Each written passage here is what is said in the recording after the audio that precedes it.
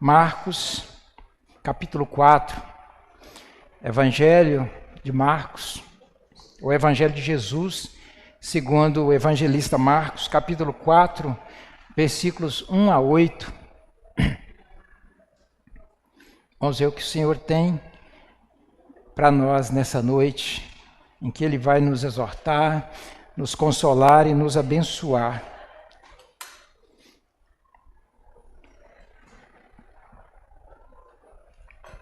Diz assim a palavra do Senhor: Voltou Jesus a ensinar à beira-mar, e reuniu-se numerosa multidão a ele, de modo que entrou num barco, onde se assentou, afastando-se da praia, e todo o povo estava à beira-mar, na praia. Assim lhes ensinava muitas coisas por parábolas, no decorrer do seu doutrinamento. Ouvi, eis que saiu o semeador a semear, e ao semear uma parte caiu à beira do caminho, e vieram as aves e a comeram.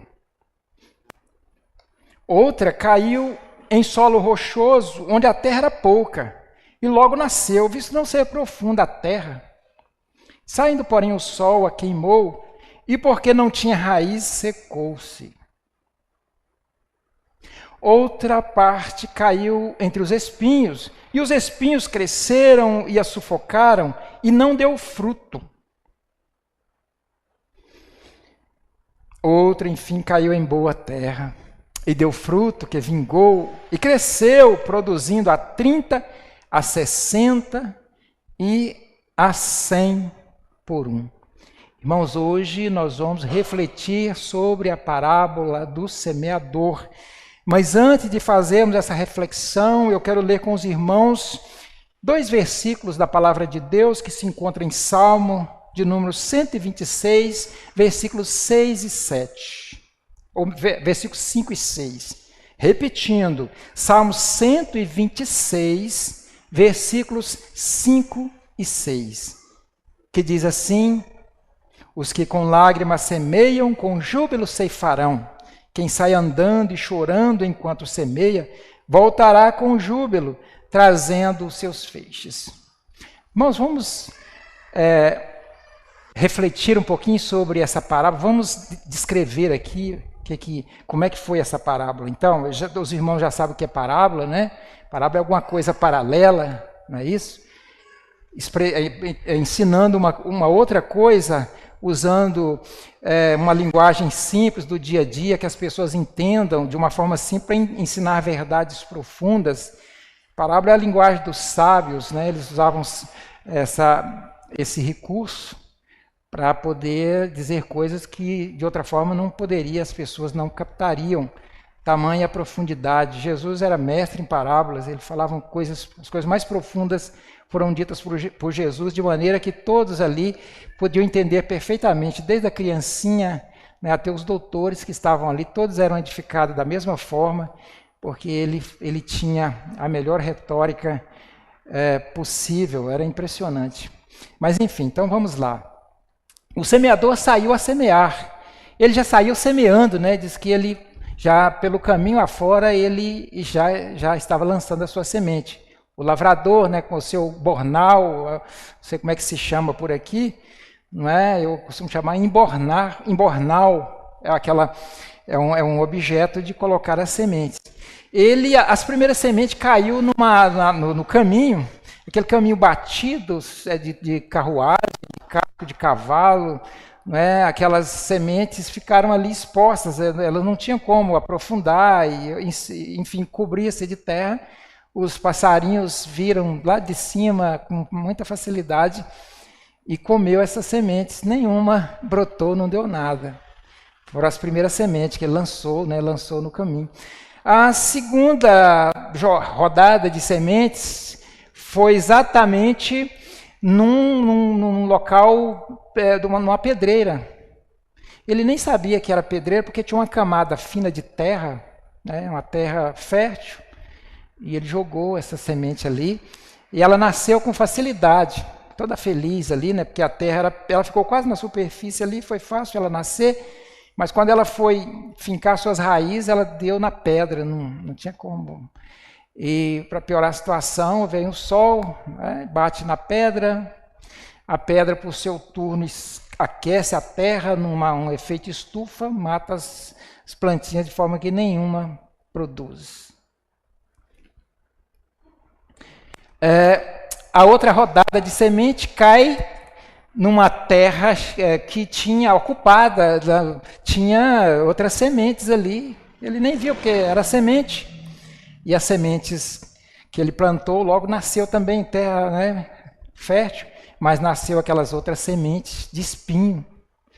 E os espinhos mais astutos, né, brotaram mais rápido e sufocou a semente, de forma que ela também não deu nada. Aquelas sementes ali.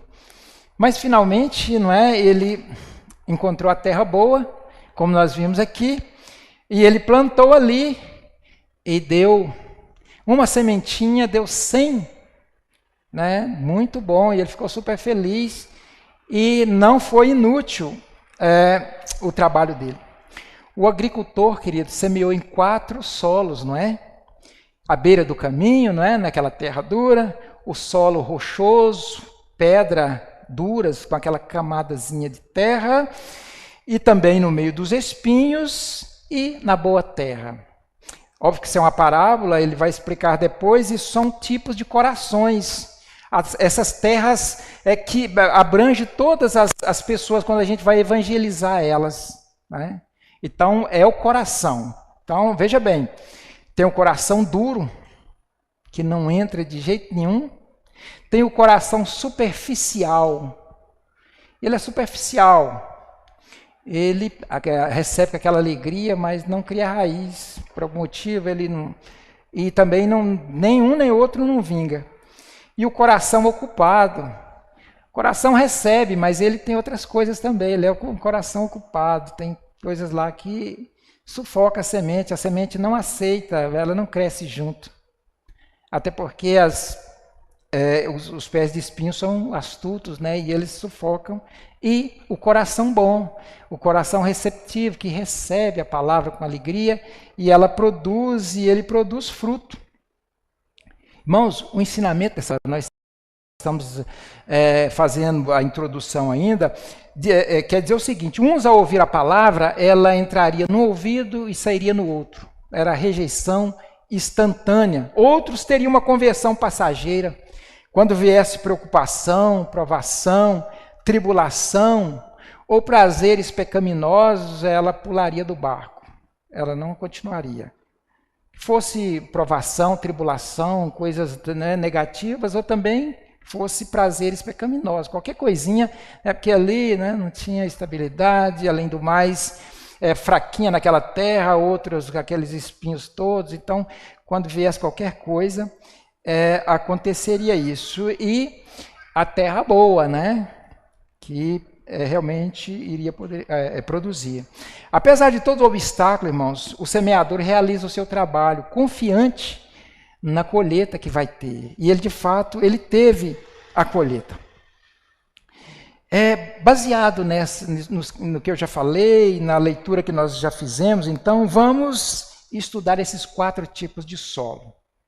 Caminho duro, as pedras, os espinhos e a terra boa, começando com o solo impenetrável. O solo impenetrável, a rejeição instantânea. Nós vamos ler o verso 4 e depois nós vamos ler o verso 15 para explicar o que é esse solo, não é, que a semente não afunda e ali é uma rejeição instantânea. No verso 4 ele diz assim: e ao semear, uma parte caiu à beira do caminho, e vieram as aves e a comeram. Então ele plantou, né, jogou a semente ali, como nós já dissemos, as aves tiveram uma visão privilegiada, bastou um rasante, e elas já comeram a semente e ela não produziu. Isso é num sentido agora simples para ilustrar. Agora Jesus joga para o espiritual, mostrando o que ele quer dizer com isso. Olha o verso 15 que ele vai explicar. O que ele está querendo dizer. Lá no verso 15 está escrito o seguinte: são estes os da beira do caminho, onde a palavra é semeada, e enquanto a ouve, logo vem Satanás e tira a palavra semeada neles. Logo vem Satanás e tira. Que coisa, irmãos. A evangelização não é apenas um campo para semear, mas é um campo de batalha espiritual também. Sim, quando Jesus disse para que nós fôssemos evangelizar, ide por todo o mundo e pregai o evangelho, pregue o evangelho, eis que estarei convosco todos os dias até a consumação dos séculos. É porque ele ia conosco, mas sempre o diabo vai também. Ele vai, é por isso que nós, ao pregar, ao evangelizar, ao proclamar a palavra, nós temos que consagrar, que orar, estar preparado, porque ele vai com o objetivo de distrair as pessoas, de tirar a semente que é plantada no coração. Ele vem com distração exatamente no momento. Mas quando nós estamos com o Senhor Jesus, não é? O nosso trabalho surte efeito e ali nós encontramos tantas coisas quando nós vamos evangelizar, num bairro, enfim, a gente vê que a gente está muito próximo do inimigo, ele está ali atuando, tentando atrapalhar, tentando frustrar, e ele está mesmo, e é Jesus que fala, que diz, Jesus não poupa a palavra, ele fala, e vem Satanás, esses passarinhos são Satanás, o semeador somos nós, semeando a palavra, a semente é a palavra, e os passarinhos são os demônios. Então não produziu nada, porque aquele coração também é duro, aquele coração duro, sabe, que bate, e ele não. E Satanás fala, esse aqui mesmo, e aí distrai logo, e ele não recebe. E o mais interessante, irmãos, é que isso se aplica à igreja também.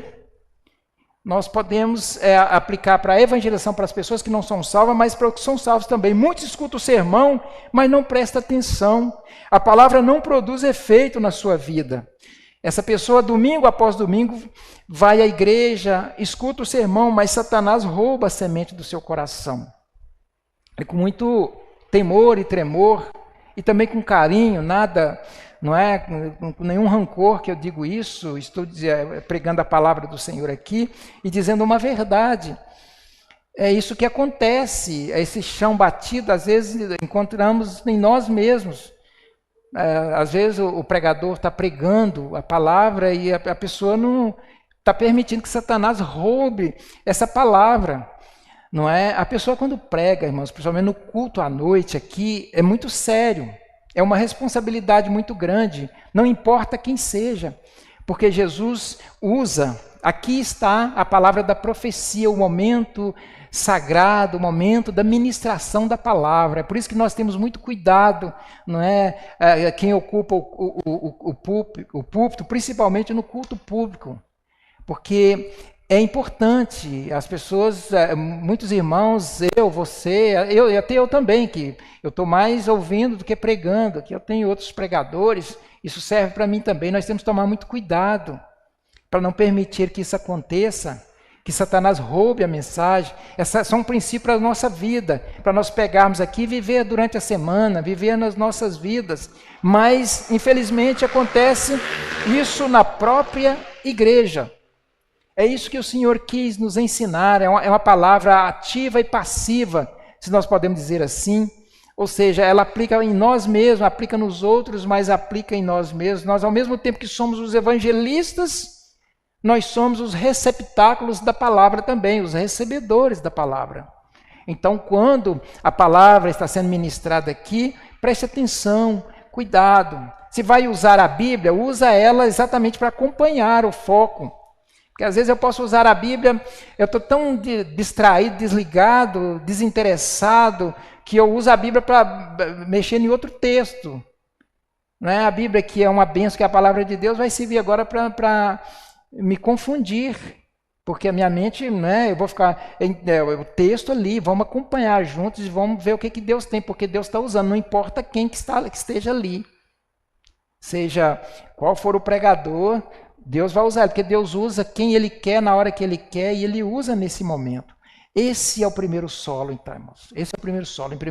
Se aplica ao evangelista que sai, para ele ter ciência, estar preparado, que o diabo vem e rouba a mensagem. E para nós mesmos tomar cuidado, que o inimigo pode tomar de nós. Esse é o solo impenetrável, a rejeição instantânea, o distraído, o indiferente à palavra do Senhor. E o segundo solo é o solo superficial. Vem de superfície, né? A coisa superficial, aquela terrinha, é a impressão passageira. Ele vai falar sobre esse solo no versículo 5 e 6, e nos versículos 16 e 17 ele vai fazer a aplicação espiritual. Olha o versículo 5 e 6, quando ele vai usar as coisas conhecidas do dia a dia daquele pessoal para depois jogar a parte espiritual. Veja os 5 e 6 então. Outra caiu em solo rochoso, onde a terra era pouca, e logo nasceu, visto não ser profunda a terra. Saindo, porém, o sol a queimou, e porque não tinha raiz, secou-se. Eu repito mais uma vez, para ficar bem assimilado na cabeça dos irmãos, é simples aqui. Ele vai ver aquela terra bonita, pretinha, saudável, e joga a semente ali. E se não fosse também, ele jogava, porque tem que pregar a palavra em todo lugar. Ele já saiu da porta da casa dele já semeando. Não tem desse negócio, não tem local. Vai semear, ele não sabe onde está a terra boa. Ninguém sabe onde está a terra boa. Ninguém sabe onde estão os eleitos, os salvos do Senhor. Então, vai jogando. Mas ele jogou naquela terra ali, com certeza que ia nascer, e nasceu mesmo. Né? Porque a terra ali, ralinha ali, né? A semente ficou quase que na superfície, mas era realmente muito superficial. Ela não conseguiu criar raiz ali. Para piorar, veio o sol e aqueceu. Né? E ela não conseguiu e morreu. Aí ele explica no versículo 16 e 17. Vai lá agora no versículo 16 e 17 do texto. Semelhantemente são estes os semeados em solo rochoso, os quais, ouvindo a palavra, logo a recebe com alegria. Maravilha, que beleza, recebe, e amigo do pastor, e amigo dos irmãos, e aquela maravilha, e nada errado, está tudo bem. Mas olha o versículo 17. Mas ele não tem raiz em si mesmo, sendo antes de pouca duração, em lhe chegando a angústia ou a perseguição, por causa da palavra, logo se escandaliza. Crente sem raiz, crente superficial, é isso que ele está falando. Não tem raiz, sua conversão foi apenas externa, motivada por alguma coisa. Não houve novo nascimento, nem transformação de vida. Não houve nascimento, nem transformação de vida. Ele, por algum motivo, alguma motivação, por algum temor, por fugir de alguma coisa, ele aceitou ali, enfim, mas ele está ali, aquelas pessoas que, não é, com aquela alegria toda, mas ele não se estabilizou, ele não criou raiz, ele não tem raiz. Lembrando que a raiz é criada pela palavra, né? Quando nós realmente começamos, voltamos para a palavra, aprender a palavra, procuramos uma intimidade com Deus, uma constância com Deus, uma seriedade, não servindo a Deus simplesmente de qualquer maneira ou por qualquer coisa, a não ser estar na presença dele. Olha o que o pastor Hernandes diz. Você deve buscar não apenas momentos de alegria espiritual, mas um relacionamento contínuo com Deus. É um relacionamento contínuo. Aqui a gente se alegra na igreja e ouve a palavra, aquele momento maravilhoso, mas isso tem que continuar nas nossas vidas. Às vezes a gente tem um botão, né, um botão de ligar, chega na igreja, eu ligo, pum, e aí esquenta, igual um micro-ondas, e aqui, maravilha, sai da igreja, pum, desliga, já não sou mais aquela pessoa, no meu trabalho, nos meus relacionamentos, nos meus tititi, nas minhas conversas, em tudo mais, eu não sou. Então, são pessoas assim, não têm raiz, não têm estabilidade. A única forma de você criar raiz é você ter uma constância. E lembrar que isso aqui não é igreja. Isso aqui é um salão. A igreja é você. Igreja é o local onde habita o Espírito Santo de Deus. Igreja é o corpo, em primeiro lugar, o corpo de Cristo, é os irmãos reunidos, ou onde estiver, e individual. Eu sou a igreja. Então, eu não saio da igreja, a igreja continua, porque eu sou a própria igreja. A igreja é a morada de Deus. Eu sou a morada de Deus. Eu sou o templo do Espírito Santo de Deus. Então, não existe, eu estou na igreja, respeita, cuidado, não fala coisas. Isso não existe. Como assim? Igreja. Isso aqui não é igreja. Eu reúno debaixo de uma árvore, ali é a igreja. Eu vou dirigir um culto na casa do irmão, lá é a igreja. Aonde reunir pessoas em nome de Jesus, ali está a igreja, porque a igreja é o povo. E se não reunir ninguém, reunir só eu, ali também está a igreja, porque eu sou a igreja. Então, irmãos, criar raiz é isso, é você ter consciência disso e viver isso Viver isso é criar raiz. A falta de raiz indica que o crente não foi devidamente discipulado. Ele não entendeu, talvez porque não se preocupou com isso, ou porque não tinha alimento onde ele estava, não foi alimentado, não foi nutrido com a palavra. Pode ter acontecido uma dessas duas coisas. Ou não tinha o alimento, ou ele ignorou esse alimento, como o primeiro solo, ele não importou com isso. Deixou que Satanás arrebatasse, arrancasse a semente do seu coração.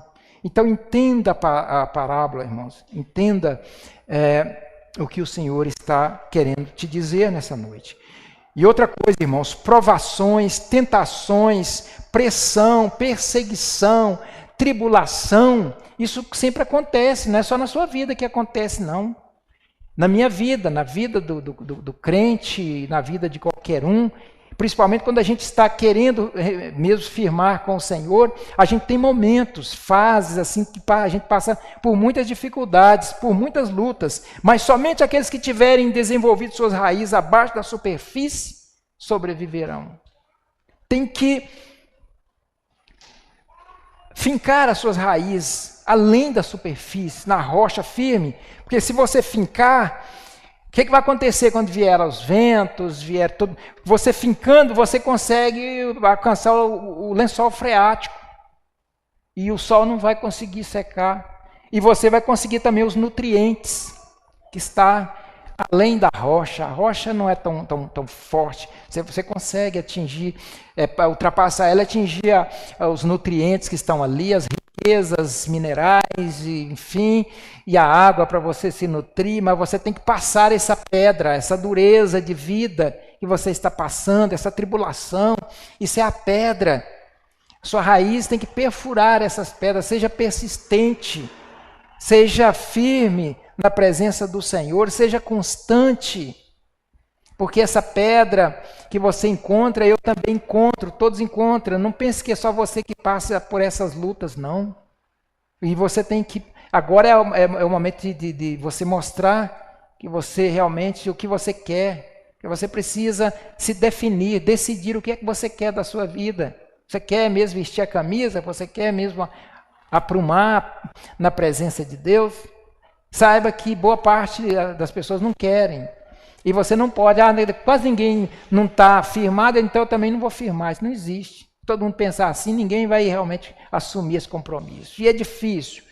Tudo diz para você não firmar. É tanta coisa, é tanta beleza, é tanta provação. Nós estamos vendo agora as lutas, as tribulações, mas na outra semeadura, nós vamos ver prazeres, delícias, coisas. Então junta aí as lutas, as tribulações, e aí junta também os devaneios, os prazeres, os deleites, se junta essas coisas e fica muito forte. E você acaba levando uma rasteira e se confundindo. Fala, não, será que eu estou mesmo? Será que é isso mesmo? Tanta luta, tanta coisa, será que... E o diabo acaba confundindo você e as suas raízes não passam da superfície, não consegue perfurar essas pedras e atingir o solo fértil. Existem aqueles, irmãos, que periodicamente são crentes. Eu digo periodicamente porque quando está tudo bem, então ele diz, olha, Deus está comigo e aquele negócio todo, mas se vir as lutas, as tribulações, e vem mesmo, aí isso é característica de crente que não firmou, não fincou as suas raízes. Superfície é coisa superficial, coisa rasa mesmo. Então não pode acontecer nada, é muito melindroso aquela plantinha. É uma plantinha melindrosa. Até um vento joga ela no chão. Qualquer coisinha joga, porque ela não tem firmeza, o que firme é a raiz. Por qualquer coisinha ela faz bico, ela faz drama, ela não tem maturidade espiritual, ela é aquela plantinha que não criou raiz, ela não sabe criar raiz. Será que os mestres dela não discipulou, não discipula, não prega, não diz para ela? Não é assim. Se você nos perdoe se não dissemos isso para você, mas estou dizendo hoje. Então, tome cuidado. Não seja essa plantinha aí, quando você tiver com esse pensamento, fala, eu estou me agindo como uma plantinha plantada na superfície. Eu não posso, eu tenho que fincar minhas raízes. Mas o semeador, ele prossegue o trabalho dele, ele prossegue plantando, não é? Não interessa qual a área, qual o terreno, ele está jogando semente, porque a nossa missão é fazer isso. Então, veja bem, o solo impenetrável que nós vimos, a rejeição passageira, primeiro o solo superficial, a impressão passageira, e agora o solo ocupado, então. Vamos ver o solo ocupado. Nós vamos ver o verso 7, que ele vai usar, né, o dia a dia, e depois no verso 18 e 19 ele vai explicar. Olha o que ele diz no verso 7. Outra parte caiu entre os espinhos, e os espinhos cresceram e a sufocaram, e não deu fruto. Ali estava tudo bem, não é? Uma terra certamente úmida, fértil, ali não tinha problema algum. O problema é que lá já estava ocupado, tinha coisas ali, tinha sementes de espinheiras, abrolhos, não é? Tinha coisas ali que boa para sufocar a semente, e cresceu junto com a semente. Aquela terra não foi tratada, não foi tirado os espinhos, eles continuaram, as coisas, né, do passado. Mas enfim, já estou adiantando, mas vamos lá nos versos 18 e 19 para nós entender a moral, o sentido espiritual. Verso 18 diz assim, ó, os outros, o semeado entre os espinhos, são os que ouvem a palavra, mas os cuidados do mundo, a fascinação da riqueza e as demais ambições concorrendo sufocam a palavra, ficando ela infrutífera. Olha as três expressões que ele usa aqui. Cuidados do mundo, fascinação da riqueza e demais ambições. Cuidados com o mundo. O que ele está querendo dizer? Os cuidados com o mundo sufocou aquela semente. Os cuidados com o mundo são esses pés de espinho. Cuidado, irmãos, aquela preocupação exacerbada com o mundo. A pessoa não serve a Deus, ela não tem tempo para Deus. Cuidado, que a preocupação, e o que eu vou comer, e o que eu vou fazer, e eu tenho que fazer isso, e eu tenho que fazer aquilo, e eu tenho que mostrar, fazer até mesmo para me mostrar para os meus amigos onde é que eu estou, o nível que eu estou, o que eu sei, o diploma que eu tenho, e eu preciso, aquela preocupação. Eu tenho que lavar minhas vasilhas, eu ia ir para a igreja, mas eu tenho que lavar os garfos, as colheres aqui. Coisas assim, sabe, bem supérflua. Então a pessoa fica com aquele cuidado e não prioriza a obra de Deus. Isso é espinhos nesse terreno. E a pessoa, na pregação do presbítero Rafael, ele pregou uma palavra em Eclesiastes sobre correr atrás do vento, dizendo que Salomão, ele teve tudo que ele quis.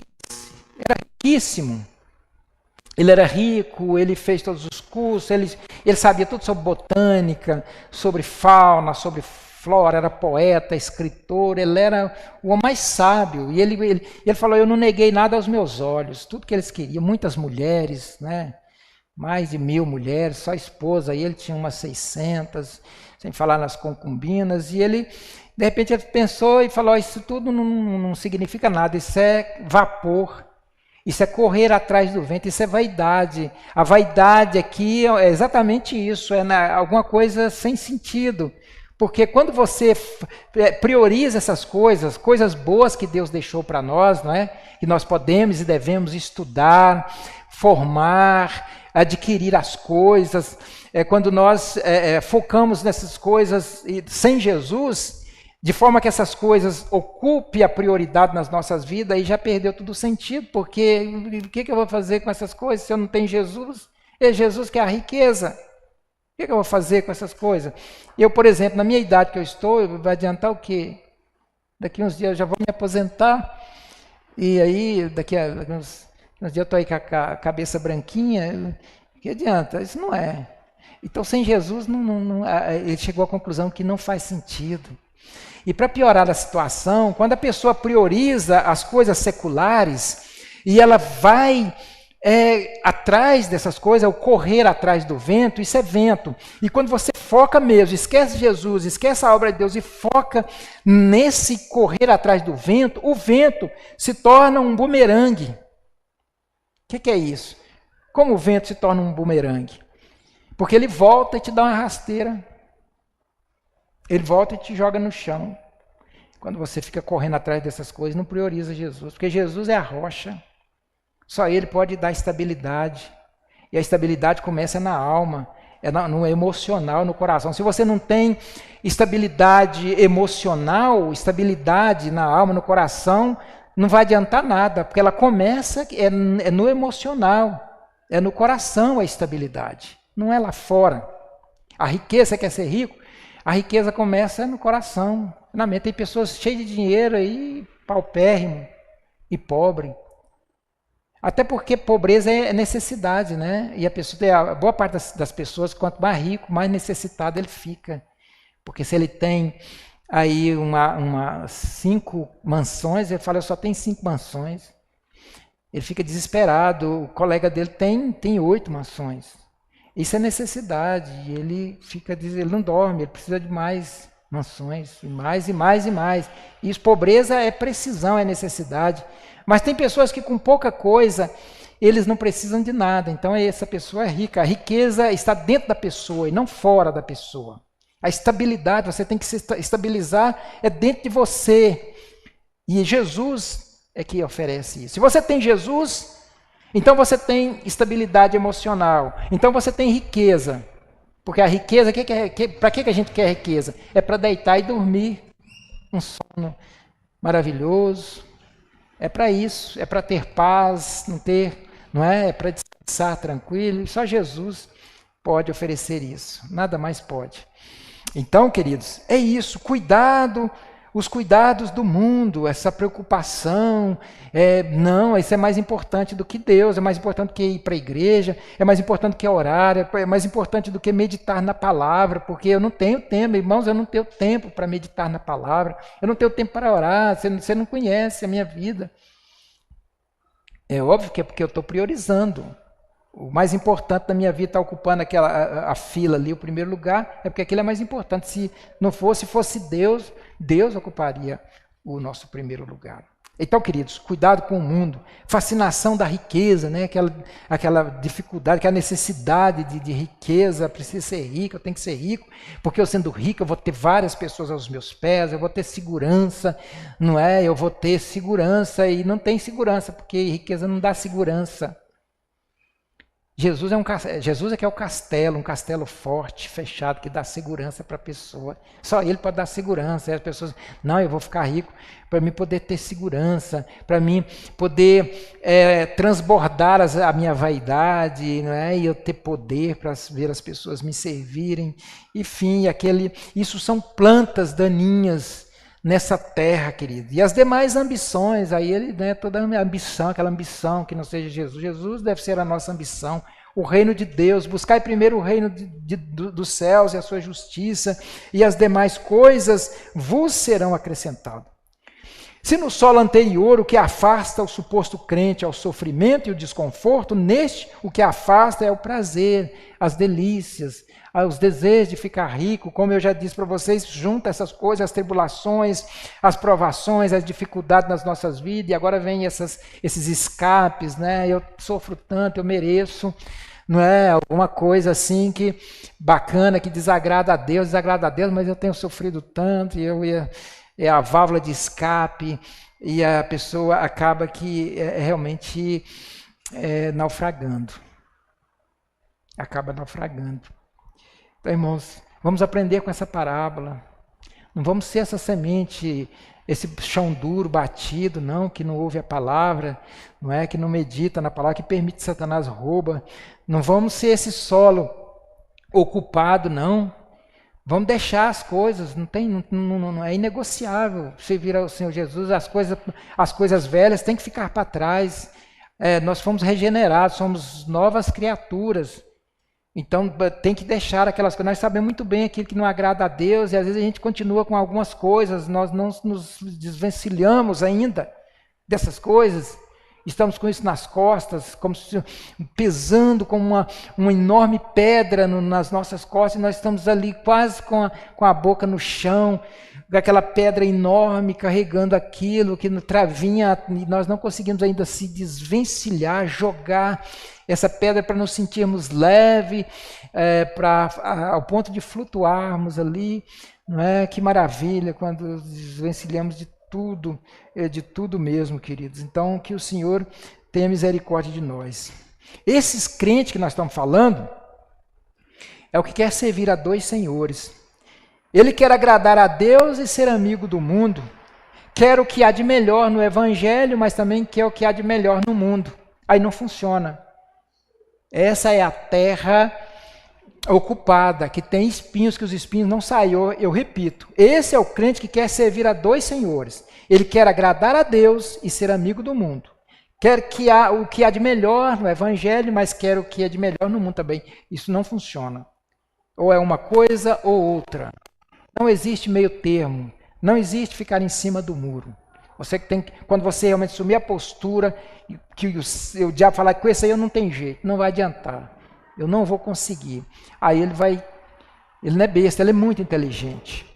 Ele fica jogando as probabilidades de você, mas quando ele vê que não tem jeito mesmo, ele casca fora. Então você precisa demonstrar para ele que ele não consegue. Aqui não. Aqui você não vai conseguir, que aí ele vai te deixar. Esse ouvinte, queridos, que nós estamos falando, ele é obcecado pelos prazeres da vida, ele é carnal, ele é viciado, ele não tem equilíbrio, ele vive intensamente tudo, ele é um boêmio. Então, ele realmente ainda não pegou o caminho estreito e ainda não sentiu prazer, alegria em trilhar o caminho da cruz. Mas quando ele chegar à conclusão de que o melhor caminho é esse caminho da cruz, o caminho estreito, ele vai encontrar nesse caminho muito mais alegria, muito mais prazer do que esse caminho largo, cheio de espinhos, de arbrolhos, de árvores, cheio de coisa. Quando ele perceber, as pessoas mais felizes são aquelas que trilham esse caminho estreito que leva diretamente aos céus. O Senhor está com ele, eis que estarei convosco todos os dias de Jesus, até a consumação dos séculos. Irmãos, nós temos que ter cuidado para não colocarmos os prazeres da vida acima da eternidade. Nós temos que tomar cuidado.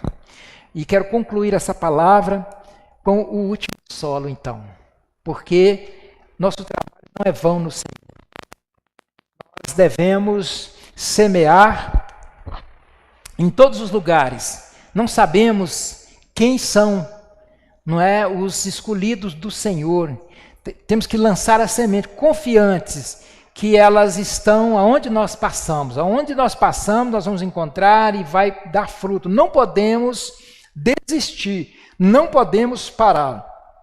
O solo bom e fértil está no verso 8 e a explicação no verso 20.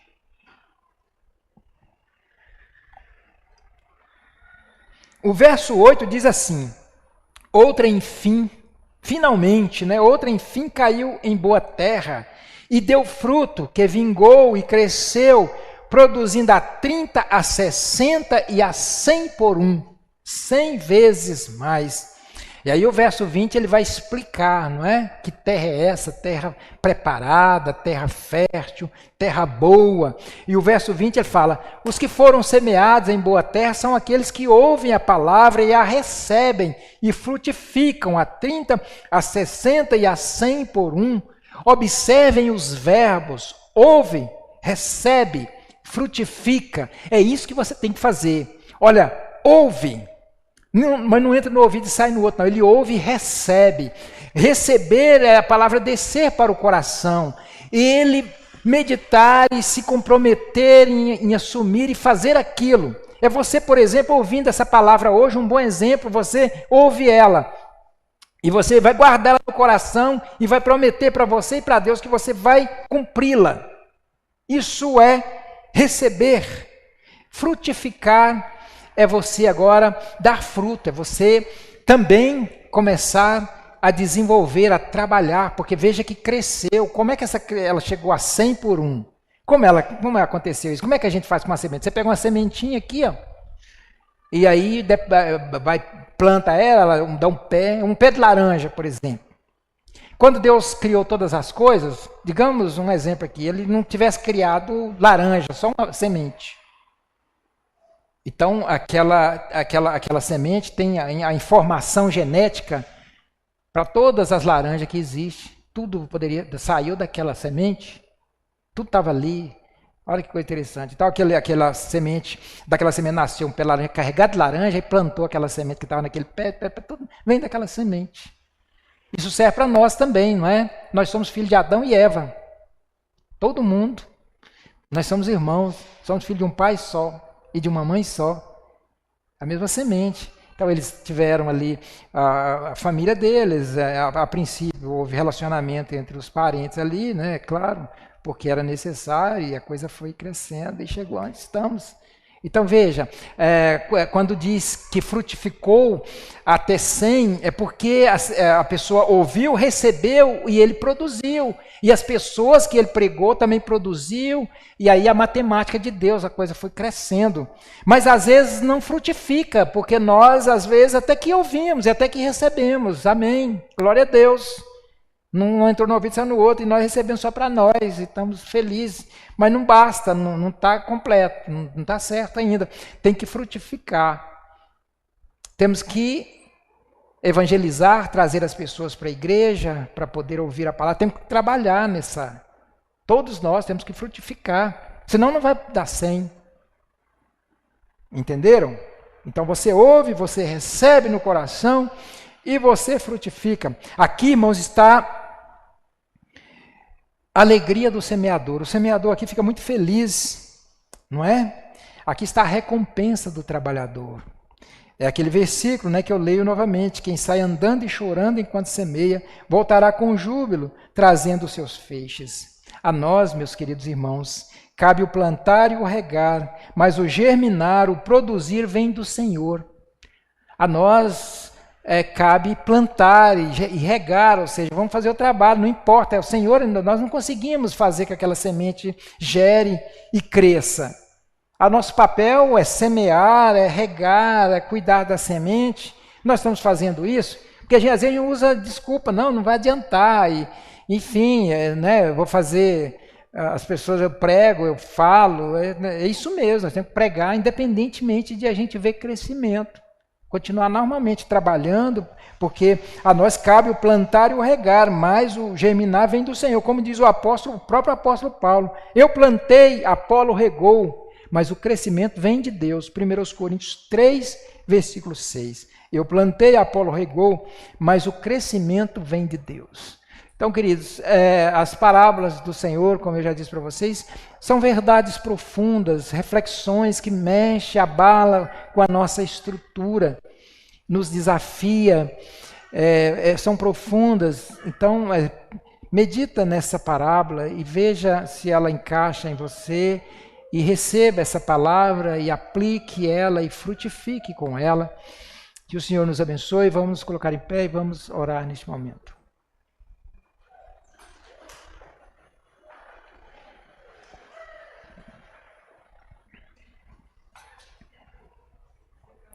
Senhor, muito obrigado por essa reflexão, parábola do Senhor, como o Senhor é sábio, Jesus.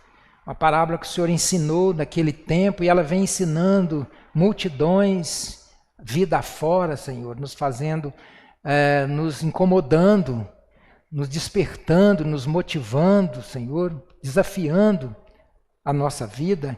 Como o Senhor é maravilhoso, como o Senhor é sábio, e nos ensina, e nos usa, e nos abençoa. Louvado seja o teu nome, Senhor, mas que essa palavra venha surtir efeito nas nossas vidas.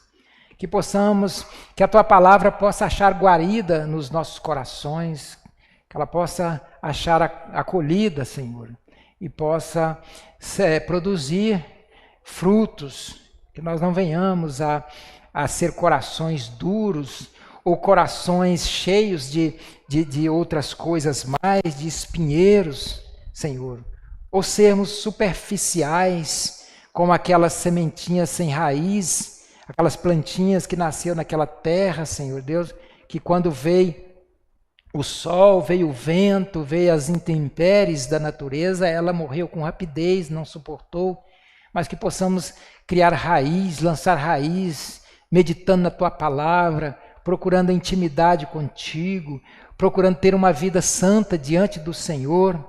Nos ajuda, Senhor, nos capacita a Te servir da forma que lhe agrada, porque só assim nós venceremos, ó Deus, as turbulências, as tentações, as provações, as tribulações, quando nós firmarmos mesmo na rocha, ultrapassar essas pedras, Senhor, e lançar as nossas raízes além dessas pedras, Senhor. Que o Senhor nos capacite, nos abençoe, nos dê uma semana de bênçãos na presença do Senhor, que possamos, Senhor, estar diante do Senhor a cada dia e que Tua mão poderosa possa estar sobre nós, nos protegendo, ó Pai, contra as ciladas. O inimigo tem demonstrado fúria, ó Deus, na vida de alguns irmãos, que o Senhor possa nos proteger, ó Pai, que o Senhor possa estar com a Tua mão poderosa, nos abençoando, nos fortalecendo, nos livrando de todo o mal, e que toda força do inferno bata em retirada em nome de Jesus.